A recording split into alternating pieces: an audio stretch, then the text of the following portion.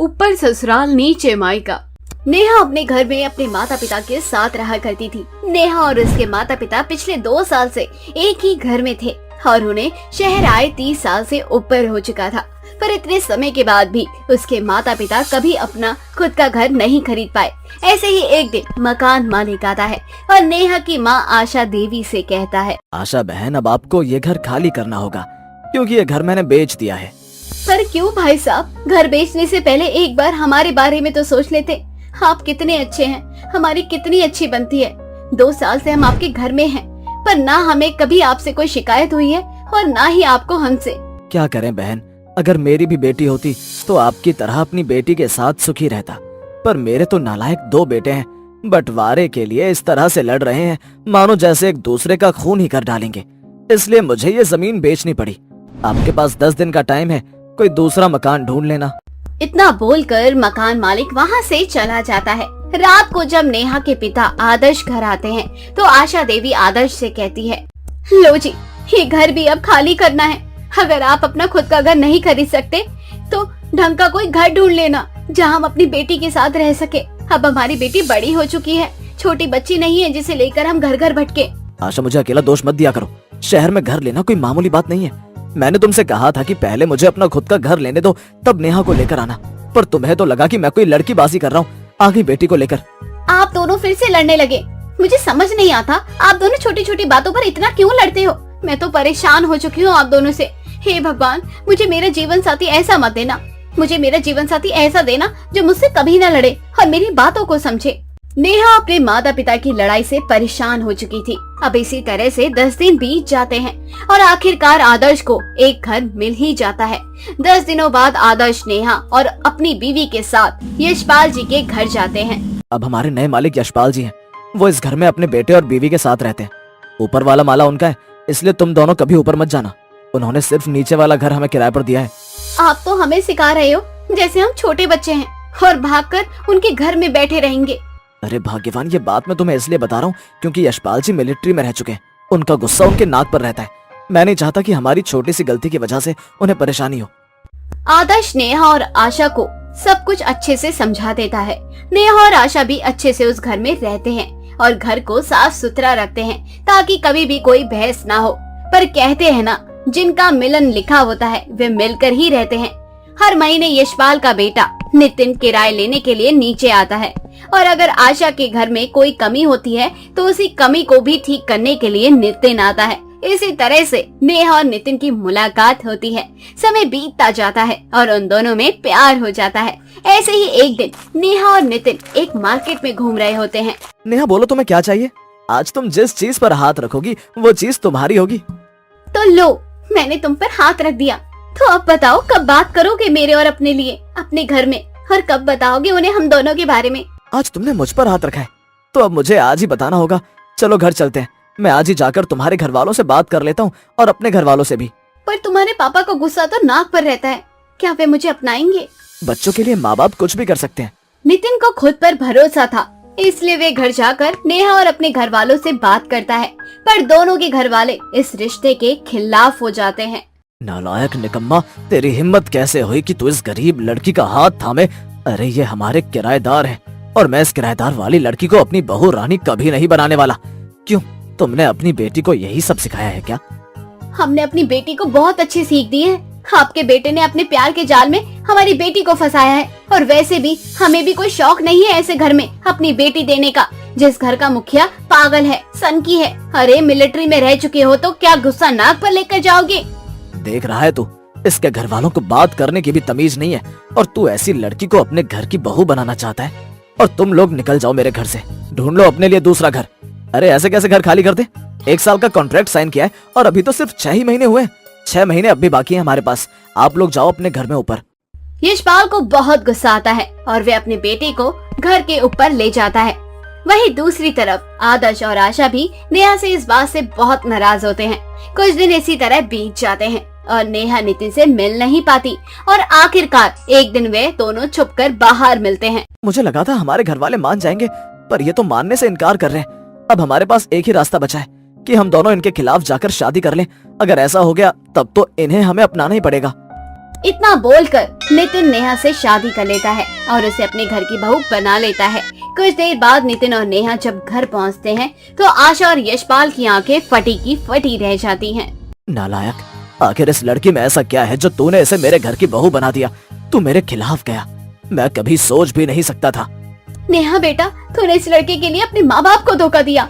गलती हमारी ही है। मैंने कहा था तेरे पापा से ये घर खाली कर दे, पर ये मेरी सुनते कहाँ हैं। माँ, नितिन बहुत अच्छा लड़का है और मुझे एक शांति वाला घर चाहिए था। पापा, जो होना था वो हो गया, अब हमें माफ करो और अपना लो नेहा को। नेहा बहुत अच्छी लड़की है, बिल्कुल वैसी जैसे आपको चाहिए। इतना सब कुछ हो जाने के बाद भी यशपाल नहीं मानता, पर नेहा के माता पिता मजबूर थे क्योंकि उनकी तो बेटी थी। वो इस रिश्ते को अपना लेते हैं, पर यशपाल इस रिश्ते को नहीं अपनाता और अपने बेटे और बहू को घर से निकाल देता है। तुमने जो किया वो गलत था। मेरी बेटी का ऊपर ससुराल नीचे मायका हो गया। तुम्हारे पिता हमें नहीं निकाल सकते क्योंकि हमारे पास अभी 5 महीने का कॉन्ट्रैक्ट बाकी है। इसलिए जब तक तुम्हारे पापा मान नहीं जाते और हमें दूसरा घर नहीं मिल जाता, तुम यहीं नीचे हमारे साथ रह लो। आखिर अब ये भी तो तुम्हारा ही ससुराल है और हमारी नेहा बेटी का मायका। अब नितिन अपने ही घर में अपने ससुराल वालों के साथ नीचे रहता है। अब नीचे नेहा का मायका था और ऊपर ससुराल। नेहा हर रोज अपने ससुराल जाती और अपने ससुर को मनाने की कोशिश करती। समय यूं ही बीतता रहता है, पर यशपाल नहीं मानता और एक दिन यशपाल को पता चलता है कि नेहा माँ बनने वाली है। ये खबर सुनते ही यशपाल की सारी नाराजगी खत्म हो जाती है और वे खुद नीचे जाकर अपने बेटे से कहता है, पता नहीं आजकल की कैसी पीढ़ी है। माँ बाप ने गुस्से में क्या कह दिया कि घर से निकल जाओ, सामान उठाते हैं और घर से निकल जाते हैं। जरा भी कोशिश नहीं करते माँ बाप को समझने की और उन्हें समझाने की। अब अपने घर चलो, घर ज्यादा दूर नहीं है बहू तुम्हारा, ससुराल ऊपर ही है, ये नीचे तुम्हारा मायका है। इसका मतलब पापा आपने हमें अपना लिया। मेरी बहू माँ बनने वाली है और मैं नहीं चाहता कि मेरी बहू मेरे घर के बच्चे को अपने मायके में जन्म दे। इसलिए ऊपर चलो। और एक बात, मेरे समधी समधन भटके मुझे मंजूर नहीं, इसलिए वो लोग जब तक यहाँ चाहे रह सकते हैं। यशपाल की सारी नाराजगी खत्म हो गई थी और ये सब कुछ नेहा के होने वाले बच्चे की वजह से हुआ था। अब इस तरह से नेहा ऊपर अपने ससुराल में रहती है और नीचे उसका मायका। जब नेहा का दिल करता है तो वह नीचे मिलने आ जाती है। माया नगरी नाम के जंगल में 3 जादुई नागिन बहन शेषा, बेला और शिवन्या एक साथ रहा करती थी। तीनों नागिन बहनें एक दूसरे से बेहद प्यार किया करती थी। ऐसे ही एक दिन बेला, शिवन्या, तुम दोनों का कभी भी मानव लोक जाने का मन नहीं करता क्या? तुम दोनों नहीं देखना चाहती कि इंसान कैसे रहते हैं, आखिर किस तरह से बोलते हैं, किस तरह से हंसते हैं? हमेशा माता पिता हमें बस यही कहते आए हैं कि मानव अच्छे नहीं होते। क्यों ना एक बार, बस एक बार हम तीनों बहन मनुष्य की दुनिया में जाएं और वहां रहकर मनुष्यों को देख कर आए। मन तो मेरा भी बहुत करता है कि मैं भी एक बार मनुष्य की दुनिया में जाऊं और वहां के लोगों के साथ रहूं, परंतु डर लगता है अगर माता पिता को पता चल गया तो ये कि वो लोग हमें घर से धक्के मार के निकाल देंगे, साथ ही साथ नागिन लोग से भी। इसीलिए अब तुम दोनों अपने दिमाग से इंसानों का ख्याल निकाल दो। शिवन्या की बात सुनकर बेला और शेषा का मुंह बन जाता है, तो वहीं दूसरी ओर शिवन्या अपनी बात कहकर वहां से चली जाती है। जिसके बाद बेला शेषा से बोलती है, इस शिवन्या की बच्ची को मनाना तो बहुत मुश्किल का काम है। आखिर ये माँ पापा की चमची जो है ये नहीं जाने वाली हमारे साथ, वो भी इंसानों की दुनिया में। क्या कहा तुमने? जो तुमने सुना, अब जल्दी से तैयार हो जाओ क्योंकि हम दोनों इंसान की दुनिया में जा रहे हैं। बस समझ ये नहीं आ रहा कि इस शिवन्या की बच्ची का क्या करें। बेला, तुम शायद कुछ भूल रही हो कि हम तीनों ही बहन जादुई नागिन हैं। हमारे पास कुछ ऐसी शक्तियां हैं जो यहाँ नागिन लोक में किसी के पास नहीं है। उनमें से एक शक्ति मेरे पास है, किसी को भी सम्मोहित करने की। तो फिर देरी किस बात की है? बेला और शेषा शिवन्या के पास जाती हैं और बेला अपनी आंखों की जादुई शक्तियों से शिवन्या को अपने वश में कर लेती है। अब शिवन्या बस वही करती है जो बेला उसे करने के लिए कहती है। जिसके बाद वो तीनों बहनें वहां से इंसानी दुनिया में चली जाती हैं।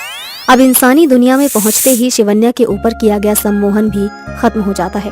परंतु जब वे तीनों नागिन बहन इंसानों की दुनिया में पहुंचती हैं तो वो देखती हैं कि इंसान का रहन सहन उनके रहन सहन से काफी अलग है।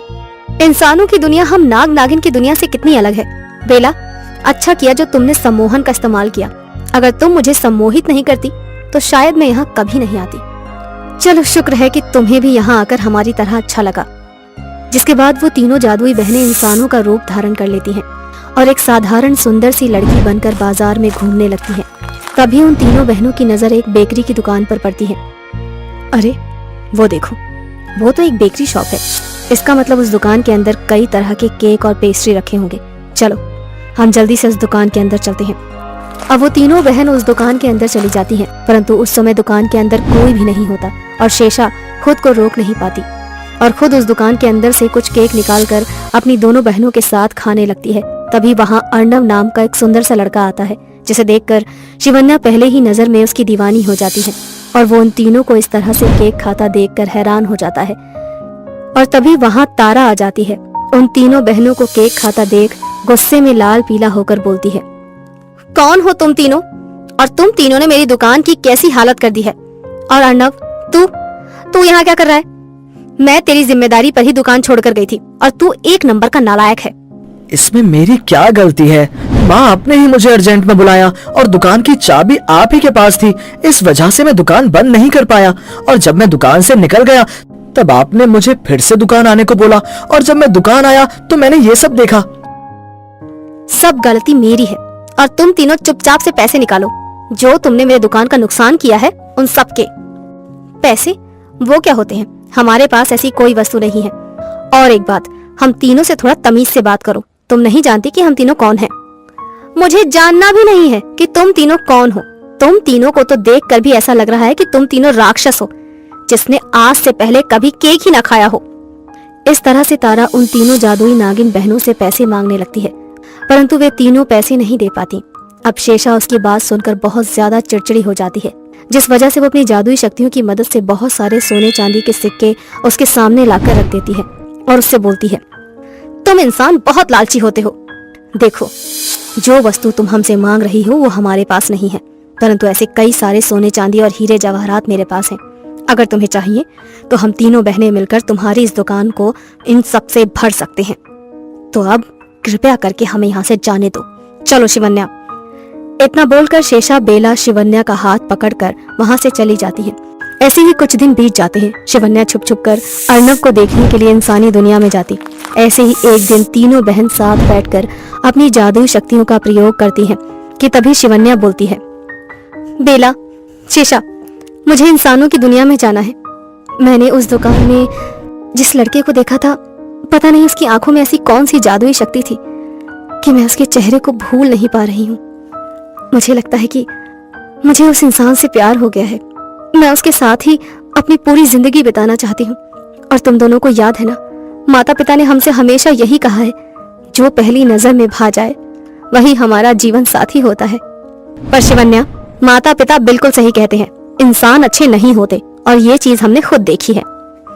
मैं नहीं जानती कि इंसान अच्छे होते हैं या बुरे, पर मेरे दिल ने जिसे चुना है वो एक अच्छा इंसान है। अब शिवन्या के बार बार बोलने पर बेला और शेषा उसके साथ एक बार फिर इंसानी दुनिया में जाने के लिए तैयार हो जाते हैं और कुछ देर बाद वो तीनों नागिन बहन अपना नागिन रूप बदलकर इंसानी रूप में आ जाती हैं और उसी दुकान में वापस जाती हैं जहां शेषा तारा से शिवन्या और अर्णव के रिश्ते की बात करती है, परंतु तारा इस रिश्ते से मना कर देती है और गुस्से में आकर शेषा अपना नागिन रूप धारण कर लेती है और डराते हुए तारा से बोलती है, देख ले बुढ़िया, हम तीनों नागिन हैं, वो भी जादुई नागिन। अगर तूने इस रिश्ते के लिए हाँ नहीं किया तो मैं तुझे और तेरे बेटे को हमेशा के लिए भगवान के पास पहुंचा दूंगी। मुझे ये रिश्ता मंजूर है, पर अब मुझे छोड़ दो। मेरा बेटा यहाँ नहीं है। एक बार मैं अपने बेटे को यहाँ बुला लेती हूँ तो हम उसकी मर्जी से ही पूछ लेते हैं। आखिर मेरे बेटे को भी तो तुम्हारी बहन से शादी करनी होगी ना।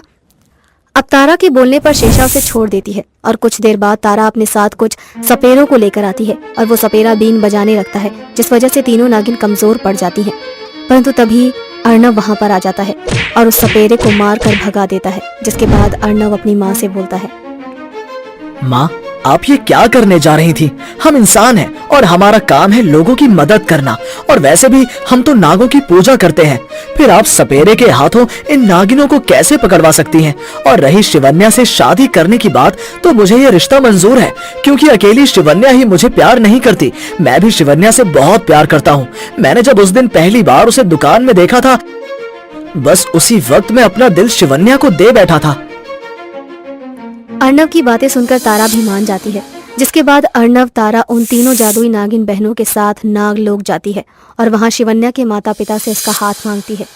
जब सारी घटना के बारे में शिवन्या के माता पिता को पता चलता है तो वो लोग भी इस रिश्ते के लिए मना नहीं करते और शिवन्या की शादी अर्नव से करा देते हैं, जिसके बाद शिवन्या इंसानों की दुनिया में आकर अपने पति के साथ एक खुशहाल जिंदगी जीने लगती है। तो वहीं दूसरी ओर बेला भी अपनी जादुई शक्तियों से जब चाहे तब नागलोक से इंसान लोक में आकर अपनी बहन से मिल लेती है। होशियारपुर नाम के एक छोटे से गांव में निशा नाम की एक लड़की अपने पिता राम के साथ रहा करती थी। निशा बहुत छोटी थी जब उसकी मां की मृत्यु हो गई थी। बस इसीलिए उसकी देखभाल के लिए उसके पिताजी अब दूसरी शादी कर लेते हैं। उसकी सौतेली माँ की एक बेटी थी जिसका नाम अनोखी था। निशा की सौतेली माँ अपनी बेटी अनोखी के साथ निशा के घर आती है। निशा अपनी सौतेली माँ से बहुत प्यार कर रही होती है, परंतु निशा की सौतेली माँ उसकी छोटी बहन अनोखी उससे उतनी ही नफरत करती थी। निशा बहुत ही सुंदर थी और उसका रंग भी बहुत ही मनमोहक था, इसीलिए निशा की माँ हमेशा अपनी बेटी को निशा की तरह सुंदर बनने के लिए कहती रहती। अनोखी बेटा, तुझे कितनी बार बोला है कि तू निशा की तरह सुंदर बन के रहा कर। देख निशा के बाल कितने सुंदर है। आखिर लड़कियों की सुंदरता उसके बालों से ही तो होती है। पर माँ, मैं इतना सब कुछ तो करती हूँ और फिर भी मेरे बाल निशा की तरह मोटे नहीं हो रहे। मैं क्या करूँ इसमें? आपको तो पता ही है ना, निशा के बचपन से ही मजबूत काले लंबे और घने बाल हैं और मेरे तो झाड़ू है झाड़ू। तभी तो तुझे बन ठन के रहने के लिए बोलती हूँ। अनोखी की माँ अनोखी को निशा की तरह बनने और संवरने को बोल रही होती है। तभी वहाँ एक आदमी राम के साथ घर आता है, जहाँ निशा घर आए मेहमानों को पानी देती है। निशा की सुंदरता और सुंदर बाल देखकर आदमी राम से बोलता है, अरे राम, निशा बेटी कितनी सुंदर हो गई है। अब तो हमारी निशा बड़ी भी हो चुकी है। आखिर तू अब इसके हाथ पीले क्यों नहीं करवा देता? मैं निशा बेटी की शादी के बारे में सोच रहा था, किंतु अब तक मुझे कोई अच्छा लड़का दिखा ही नहीं। अरे मेरी नजर में एक बहुत ही अच्छा लड़का है, वो बहुत अमीर परिवार से है। अगर तू कहे तो मैं अपनी निशा बेटिया के लिए बात करूं? हाँ हाँ, क्यों नहीं। राम ये सुनते ही रिश्ते के लिए हामी भर देता है। अच्छे लड़के और अमीर घर का नाम सुनकर अनोखी और उसकी माँ अंदर ही अंदर निशा से जलने लगती है। तो वहीं कुछ दिनों बाद निशा का रिश्ता दीपक नाम के एक बहुत अच्छे से लड़के से हो जाता है। देखते ही देखते शादी का दिन पास आ जाता है, परंतु अनोखी की माँ को ये रिश्ता रास नहीं आता और वो निशा का रिश्ता तोड़ने के लिए शादी से कुछ दिन पहले ही निशा को नहाने के लिए एक शैम्पू देती है। निशा जब नहाकर बाहर आती है तो उस शैम्पू की वजह से उसके सर के सारे बाल निकल जाते हैं। वो गंजी हो जाती है, जिस वजह से उसका रिश्ता भी टूट जाता है। अब निशा अपने घर से बाहर जाती तो सभी लोग उसका मजाक बनाया करते। ये सब देखकर निशा को बहुत रोना आता है। वो अकेले जंगल में जाकर बैठ जाती है और फूट फूट कर रोने लगती है। तब उसकी माँ की आत्मा आती है। अपनी माँ को अपने सामने देखकर निशा अपनी माँ से बोलती है, माँ, तुम क्यों चली गई मुझे छोड़कर? पता है आज तुम्हारी बेटी कितनी दुखी है। मैं तुम्हारे पास आना चाहती हूँ, तुम वापस आ जाओ माँ। बेटा, मैं वापस नहीं आ सकती इस दुनिया में, पर आज मैं तुझे कुछ देने आई हूँ। इतना बोलकर निशा की माँ उसके सर पर हाथ फेरती है। उसके सर पर जादुई सोने चांदी के बाल आ जाते हैं। अपने सर पर सोने और चांदी के घने लंबे बाल देखकर निशा हैरान हो जाती है और अपनी माँ से बोलती है, माँ, ये तो सोने और चांदी के बाल हैं। अगर मैं इन बालों को लेकर गाँव गई तो सब मेरे बालों के पीछे पड़ जाएंगे। मेरी बच्ची, ये जादुई सोने चांदी के बाल हैं। ये बाल केवल उन्हें ही दिखेंगे जिनका मन साफ होगा, जिनका दिल साफ होगा, जो बिल्कुल भी लालची नहीं होंगे, और जो तुझे दिल से स्वीकारेगा उसी को तेरे सोने चांदी के बाल दिखाई देंगे, ना कि तेरी सुंदरता से प्यार करने वाले को। माँ, काश आप हमेशा मेरे साथ रहती तो आज मेरे साथ ऐसा नहीं होता। अब कुछ देर बाद निशा अपने घर के लिए निकल पड़ती है। तभी वो रास्ते में एक राजा के रथ को आता देखती है। राजा को देखने के लिए गांव में भीड़ जमा हो जाती है। भीड़ देखकर निशा भीड़ में घुस जाती है और राजा को देखने लगती है, परंतु तभी उसे अपनी सौतीली माँ का ख्याल आता है और वो खुद से बोलती है, मैं कब से बाहर हूँ घर से। घर का सारा काम वैसा का वैसा ही पड़ा है। अगर मैंने काम नहीं किया तो माँ मुझे छोड़ेगी नहीं। राजा का क्या है, अगली बार गाँव आएंगे तब देख लूंगी। अभी तो मेरा यहाँ से जाना ज्यादा जरूरी है। इतना बोलकर निशा वहाँ से जैसे ही जाने लगती है, तभी राजा की नजर निशा पर पड़ती है। वो निशा को पीछे से देखते हैं और उसके जादुई सोने चांदी के बाल देखकर हैरान हो जाते हैं। उन्हें निशा से प्यार हो जाता है, जिसके बाद राजा राजमहल में जाकर अपने सिपाहियों से बोलते हैं, आज हमने इस गांव में एक लड़की देखी जिसके बाल सोने चांदी के हैं। हमें वो लड़की चाहिए। पूरे नगर में ऐलान कर दो कि जिस भी लड़की के बाल सोने चांदी के हैं वो हमारे राज्य में आ जाए, क्योंकि अब हम उस लड़की से विवाह करेंगे। राजा साहब, हमें कुछ नहीं सुनना। अब सिपाही पूरे गांव में ऐलान कर देता है। ये ऐलान होते ही सारी लड़कियां अपने बालों को कलर कर लेती हैं और राजमहल में जाती हैं। निशा की सौतेली माँ भी अनोखी और निशा के साथ वहाँ जाती है। राजा सभी के सोने चांदी के बाल देखकर हैरान हो जाते हैं और सभी को सर धोने को बोलते हैं। अब सारी लड़कियां राजा के सामने अपने बालों को धोती हैं। जैसे ही वो अपने बालों को धोती हैं, उनके बालों का कलर निकल जाता है। जैसे जैसे सारी लड़कियां खत्म होती जा रही थी, वैसे वैसे राजा की उम्मीद भी टूटती जा रही थी। तभी आखिर में उनकी नजर निशा पर पड़ती है, जिसने अपने बालों को ढका होता है। निशा को देख राजा निशा से बोलते हैं, सारी लड़कियां हमारी आज्ञा का पालन कर रही हैं, फिर तुम इन लड़कियों की तरह आगे आकर क्यों नहीं अपना सर धो रही? महाराज ये तो गंजी है, इसके सर पे तो बाल ही नहीं है। हमें देखना है। अब राजा निशा को अपने सर से चुन्नी हटाने को कहते हैं। निशा जैसे ही अपने सर से दुपट्टे को हटाती है, राजा को उसके सोने चांदी के बाल दिखने लगते हैं। निशा के बालों को देखकर राजा निशा को पहचान लेते हैं कि ये वही लड़की है। अब राजा उसे अपने सर धोने को कहते हैं। ये बात सुनकर सभी लोग वहाँ पर हैरान हो जाते हैं और राजा से बोलते हैं, महाराज जी, आप क्या बोल रहे हैं? ये लड़की तो गंजी है, इसे क्यों सर धोने को कह रहे हैं? ये आप गांव वालों कैसी बेहुदा बकवास कर रहे हैं। हमें इस लड़की के सर पर वही सोने चांदी के बाल दिख रहे हैं जो हमने उस दिन देखा था। राजा की बात सुनकर सभी हैरान हो जाते हैं, जिसके बाद निशा वहाँ खड़े सभी लोगों से बोलती है, महाराज जी सच बोल रहे हैं, मेरे ये सोने चांदी के बाल जादुई हैं। ये बाल केवल उन्हें दिखते हैं जिनका मन साफ होता है, इसीलिए यहाँ खड़े मेरे सोने चांदी के बाल किसी को नहीं दिख रहे सिवाय महाराज और मेरे पिता के, क्योंकि इन दोनों का ही दिल साफ है। आज पहली बार मैं अपने दिल की करना चाहती हूँ, क्योंकि मुझे पता है मेरी सुरक्षा के लिए मेरी माँ का दिया हुआ आशीर्वाद यानी मेरे सोने चांदी के बाल है। ये जानकर वहाँ खड़े सभी लोगों का सर शर्म से झुक जाता है और निशा के पिताजी निशा की शादी महाराज से करवा देते हैं। अब निशा गरीब लड़की से महलों की रानी बन जाती है और अपने पति के साथ एक खुशहाल जिंदगी जीने लग जाती है।